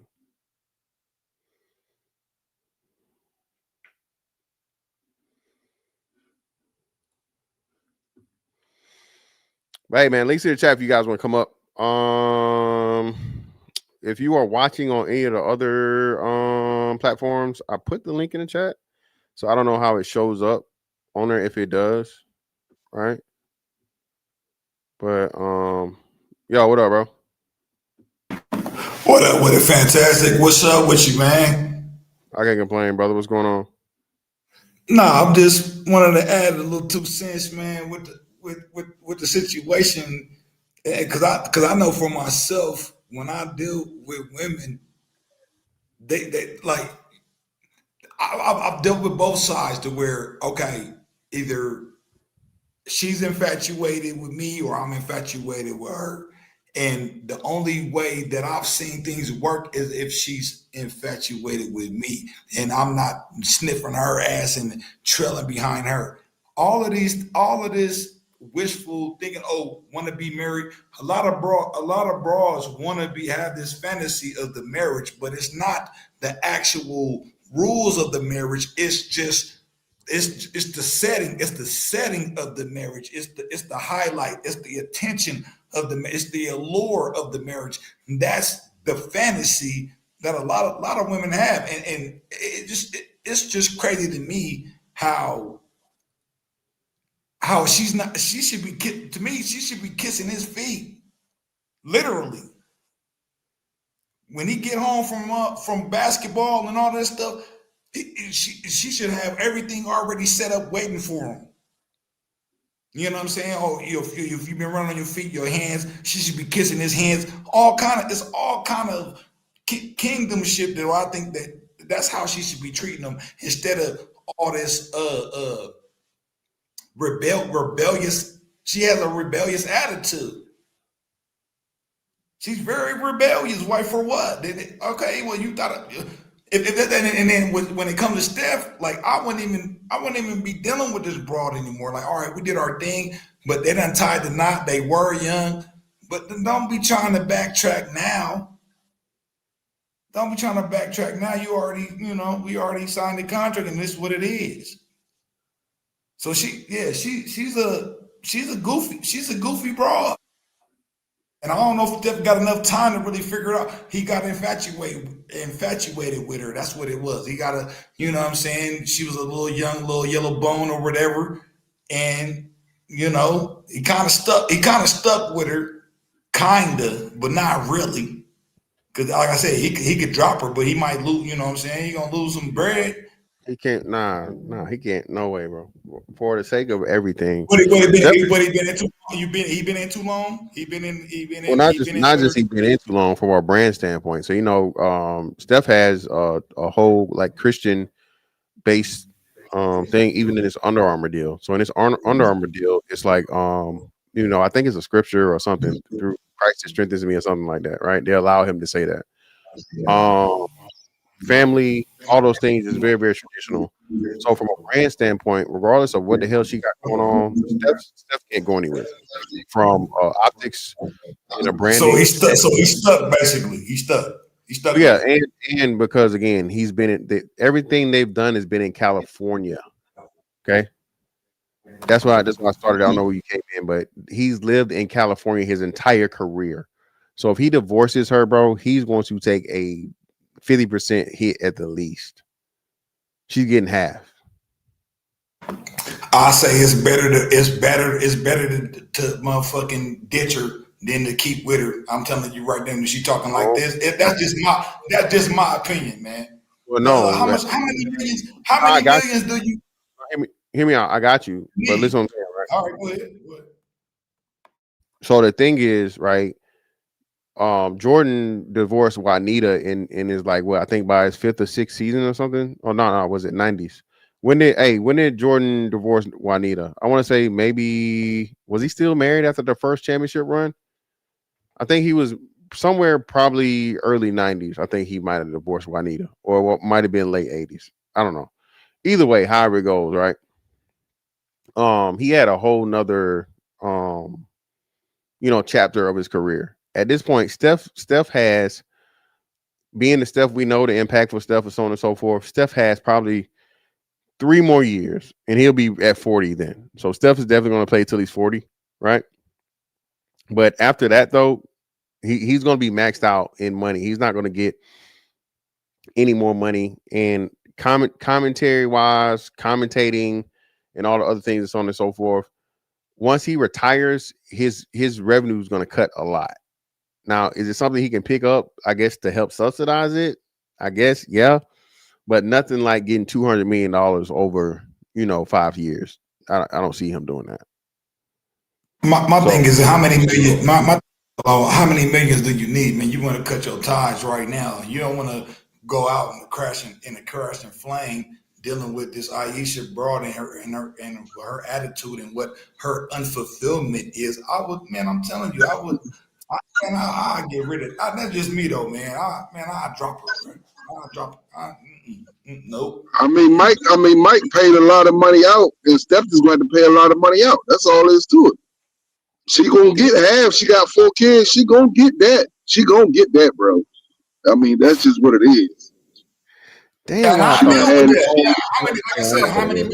many millions do you need, bro? Okay, take care of. Okay, cool. I'm still cool. Well, no, it's not just that though, because they got all them. They got 4 kids. I think they got 4 kids now. Is it 3 or 4? I think it's 4. Yeah, 4 kids. 4 kids. Yeah. She getting that. She getting that bread, bro.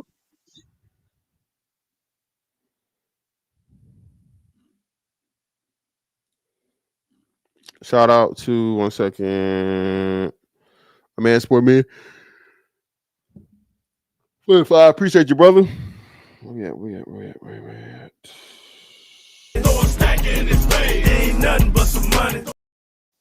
I'll grant Ayesha her wish and divorce her. I'll let her go pursue the life she wants. Fulfill all your dreams.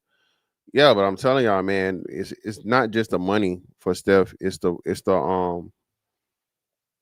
image. Fantastic. You gonna stay? You staying with her in this situation? And in this situation, if I'm Steph Curry, yes, I really don't have a choice. I really don't. For the optics of my career and all of this stuff, you gotta think it's not just you, right? For the sake of my kids, for the sake of my brand, for the sake of whatever.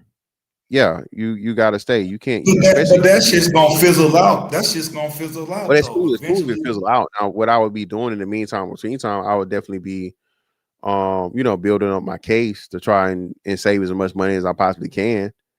Now, the good thing is, I think his oldest should be 18 soon, right? The older 2 is probably going to be 18 by the next 2 years, I think, right?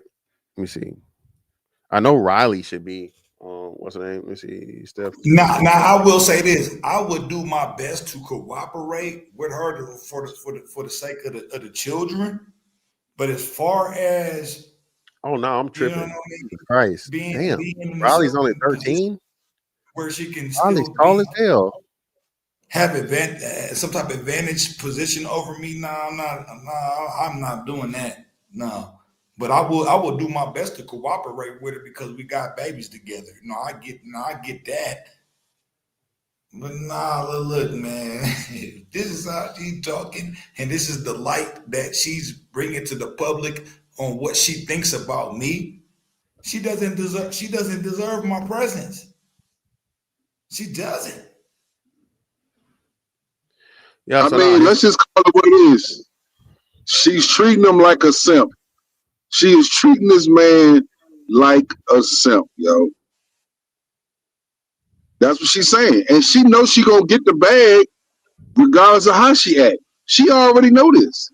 So she's set for the rest of her life. She knows this. No matter what she does, what he does, she's set.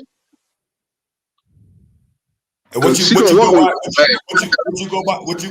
by, bro? I want to address you properly. What you go by? Mercy. Mercy and mercy. And this is the crazy part about what you just said.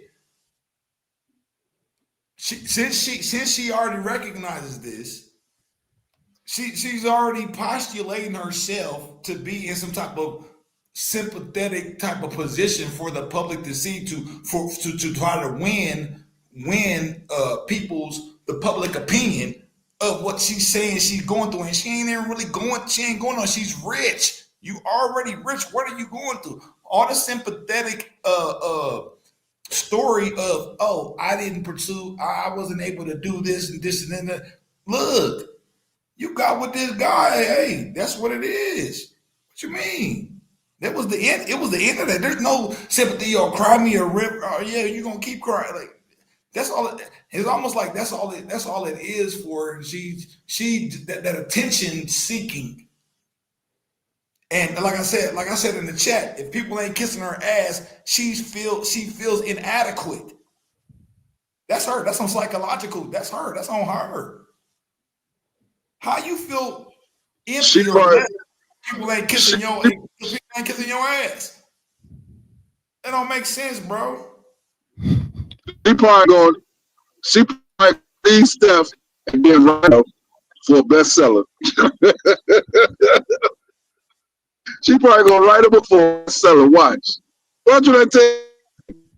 She gonna look about all the stuff she went through, being married to Steph, and that's gonna be a bestseller.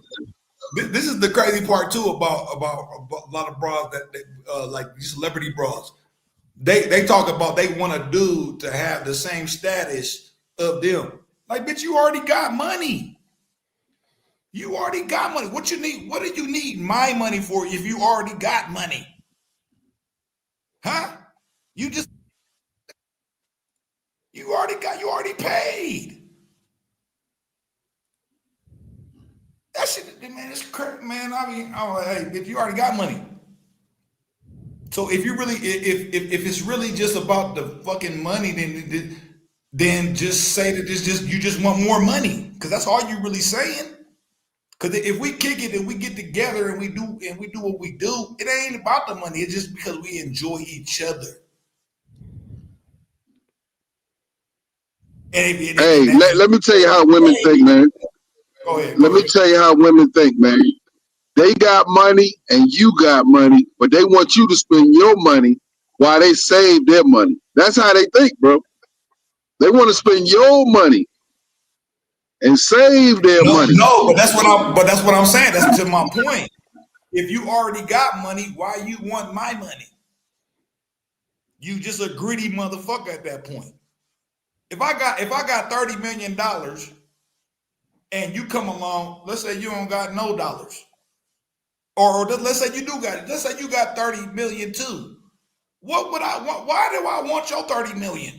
You got 30 million, I got 30 million. Okay, what's the issue? We both cool. So let's just motherfucking just break bread and just chill and live a good life. Yeah, but Nah, you think why? too much like a man, bro. You think like a man. You don't think like a woman. No. Even still, why? But she doesn't have the money he has though. Why are you even saying that scenario that way? I'm confused.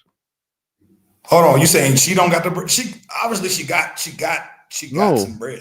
But I'm no, not the saying fuck no. it for her. I'm just talking about like other scenarios, like when it comes to celebrities, when they talk about I want a man to be on my same. You know the narrative out there, man. To where I want to where these professional bras be like, I want a man to be making the same type of. Bitch, you already making the money. So what does my money have to do with Yeah, with any money? If you already making money, it doesn't matter. What the fuck does it matter?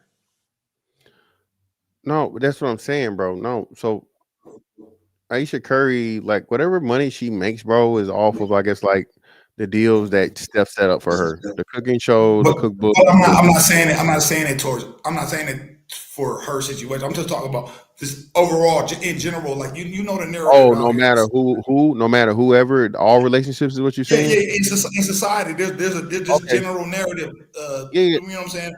You know yeah, what but I that's what mean? I'm saying. Like, Most women, we know most women don't have money that way. Is what I'm saying. Yo, these motherfuckers but sending for me. the ones that do got money though, and they're perpetuating this narrative to the bitches that don't got no money. But the thing is, for the bitches that do have money, if you got money, what does my money matter? And to me at that point, all it comes down to if you like me and I like you, there's really nothing else. Bitch, you pay. What's up? Oh, well, shit. But You like me? hey, fantastic. I'm just saying. Go Hey, ahead, but bro. fantastic. Look how she's talking about this man. Look how she talking about her husband, bro. She not talking about her husband like she living off that dude. She ain't got no respect for him. I know what you saying. All I'm saying is she really thinks she on his level. She really thinks that, man. I'm telling you, she really thinks that. Yeah, And yeah, You she's know, not. hey, the cameras will be She's not on me. on her level at all. yeah. I wouldn't go that far though. I'm not saying that she doesn't respect him. I think respect is the wrong word. Now appreciate him. Yeah, I don't. I think it's like the person that's born right into a mother with the silver spoon. She has a silver spoon mentality when it comes to a wife. She's seen nothing but success. She's seen nothing but wealth. She's seen nothing but the high life. So you know what I'm saying. So she didn't have to grow. She didn't have to earn. She didn't have to do any of those things. So I think it's a lack of appreciation, not a lack of respect. I think she respects Steph. But at the same time, I can see where you're coming from because, like I said, a lot of this shit is just crazy. But also, it goes back to your other point where you're saying Steph's a simp because Steph said he was the one that encouraged her to do the nude photo thing, magazine thing. You feel me? So to keep his wife happy, he's compromising himself. So if he's compromising himself, you can't blame her for doing what he fucking allows. It's a real fucked up situation. But at the same time, he's trying to keep his family, he's trying to keep his wife. He actually loves her, he actually cares about her. So I think it's extremely more complicated than just, cut and dry. She don't respect him and all this other shit. Nah, I wouldn't say she don't respect him. No, I think that's too far. She's gonna use that care, man, to continuously manipulate him and take advantage of him. I'm telling, hey, man, and I feel bad for Steph because I fuck with Steph. I've been a Warriors fan. You know what I'm saying? And I don't want to see a situation flip like, you know what I'm saying? Because I'm telling you, she's a problem. She's a problem. She is literally a problem, especially coming out in public saying the things that she's saying, the meaning things and condescending ass comments that she's making. And that's supposed to be your man. You should be uplifting your man. No, I agree a That's thousand percent with crazy. that. But like I said, I think that's something across the board to where women don't do that shit, man. It's just seen as that's what you're supposed to do. That's what you're supposed to do. You a man, do your job. Make me happy, provide, protect, be my counselor, be my therapist, be my friend. Be all this shit. A motherfucking Swiss Army knife human being for any and everything I need at the moment. And change to be who and what I need you to be at the time I need you to be it. That's the expectation. At a moment's notice, but you know, and I like what you said. But you know, a lot of man, for me, I know other cats. They know how to do a lot of stuff like me. So I'm like that. But on a whim, if a bitch just be like, "Oh, I need you to do this," and like, no, hold up. If you don't ask me the proper way, or I'm gonna need some pay for for the work that I do, to where it's some disrespect, or you just like looking at them like, oh, you just like I'm some like a robotic ass motherfucker, and I'm just click a button and I just do because you say nah, like hell no.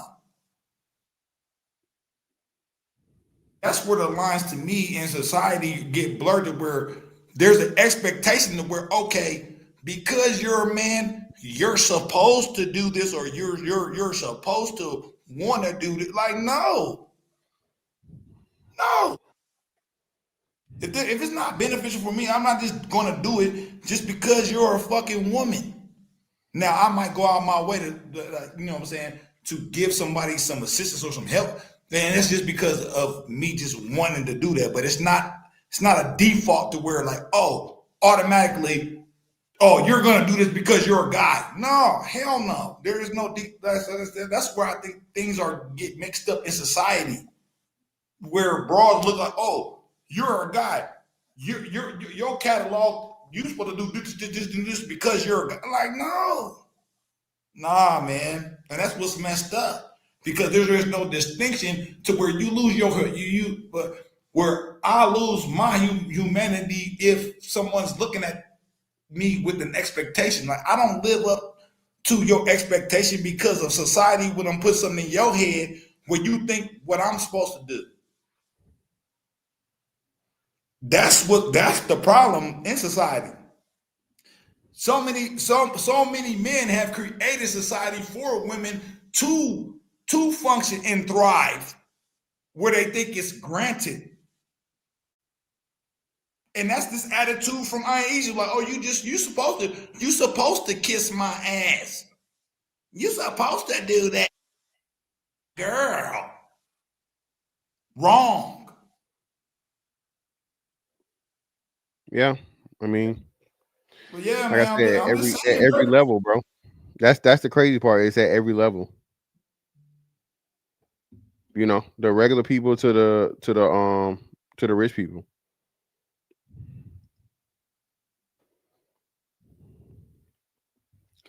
But yeah, man. Appreciate you brothers for coming up, bro. That's what's up, man. I just wanted to come up and chop it up with you, bro. But yeah, man. Hey, you talk about you playing basketball. Hey, nigga, what's up? You wanna set up something we get on the court, man? What's up with you? Come on, man. Stop it, bro. Y'all niggas always say the same thing. What you say? Huh? Stop it. Y'all always say the same thing, man. Stop it. Stop it. Who say the same thing? Y'all, all you niggas, man. Like, come on. Ain't no all you niggas. I'm talking to you right now, nigga. This Starfate, nigga. What's up? For one, bro, you're not.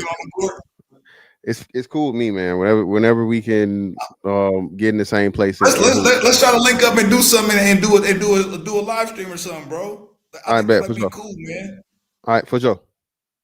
How can I get in touch with you? Your email? Or email or or my DMs, IG, Twitter. Okay. And where you at? Because I'm out in Denver. Where you at? Exactly. I'm in Florida, brother. That's what I said. It's gonna be. You're in Florida? No. We can make something like an event though, man. Like I know that'll give some more following, some more tracks. I'm just saying that'll be live, bro. Like take advantage of this streaming shit, bro. I got you. Yeah, for sure. I'm trying to, like I said, I'm not to the the in-person shit yet, but I'm gonna get there eventually. That's that. Like I said, that probably would be something. It's all good if you feel uncomfortable or whatever. It's all good, bro. It's not uncomfortable. That's what I'm saying. It's just the logistics of it, man. It's setting itself up and get people to commit and all the other things. But nah, it's like it's something. I got you. We'll chop it up. I'll holler at you, man. Yeah, for sure. All right, man. I appreciate you, man. Yeah, you too, man. Appreciate you, brother.